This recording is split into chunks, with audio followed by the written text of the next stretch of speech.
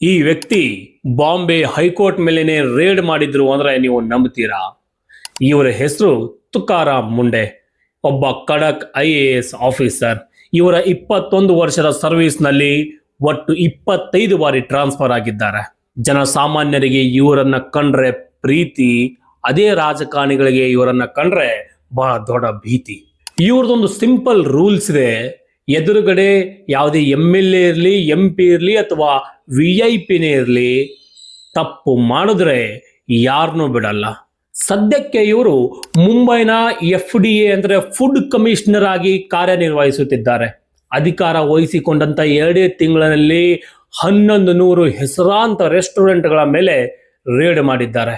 Chemical ಮಿಶ್ರಿತ ಹಾಲು ಮತ್ತು ಪನ್ನೀರನ್ನ ಮಾರುಕಟ್ಟೆಯಲ್ಲಿ ಮಾರಿ ಜನರಿಗೆ ವಿಷಪೂರಿತ ಆಹಾರವನ್ನ ನೀಡುತ್ತಿದ್ದಂತ ರೆಸ್ಟೋರೆಂಟ್ಗಳು ಮತ್ತು ಐಸ್ ಕ್ರೀಮ್ ಕೆಫೆಗಳ ಮಾಲೀಕರ ಲೈಸೆನ್ಸ್ಗಳನ್ನ ಇವತ್ತು ರದ್ದು ಮಾಡಿದ್ದಾರೆ.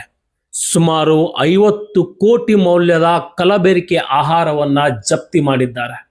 ಇತ್ತೀಚೆಗೆ ಇವರ ಮೇಲಿನ ಒಂದು ಪ್ರಕರಣ ಬಾಂಬೆ ಹೈಕೋರ್ಟ್ ತಲುಪಿತ್ತು.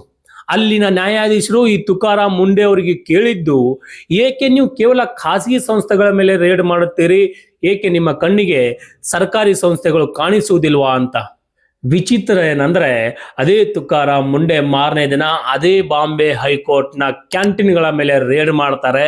ಅಲ್ಲಿ ಸಿಕ್ಕಂತ ಕಳಪೆ ಮಟ್ಟದ ಆಹಾರವನ್ನ ಕಂಡು ಕ್ಯಾಂಟೀನ್ ಮಾಲೀಕರ ಮೇಲೂ ಕೂಡ ಆಕ್ಷನ್ ತೆಗೆದುಕೊಂಡು ಅವರ ಲೈಸೆನ್ಸ್ ಅನ್ನು ಕೂಡ ರದ್ದು ಮಾಡಿದ್ದಾರೆ.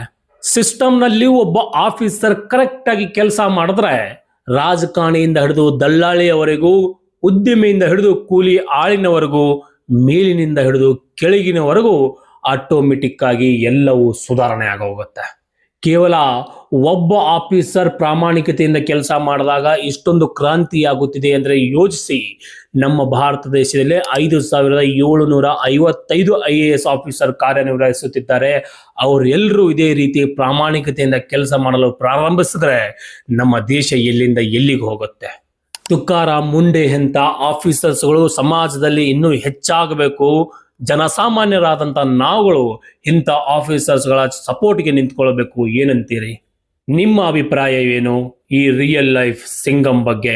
ಕಮೆಂಟ್ ಬಾಕ್ಸ್ನಲ್ಲಿ ತಿಳಿಸುವುದನ್ನು ಮರಿಬೇಡಿ. ಹಾಗೆ ಈ ಸ್ಟೋರಿ ಇಷ್ಟವಾಗಿದ್ರೆ ಶೇರ್ ಮಾಡೋದನ್ನು ಕೂಡ ಮರಿಬೇಡಿ.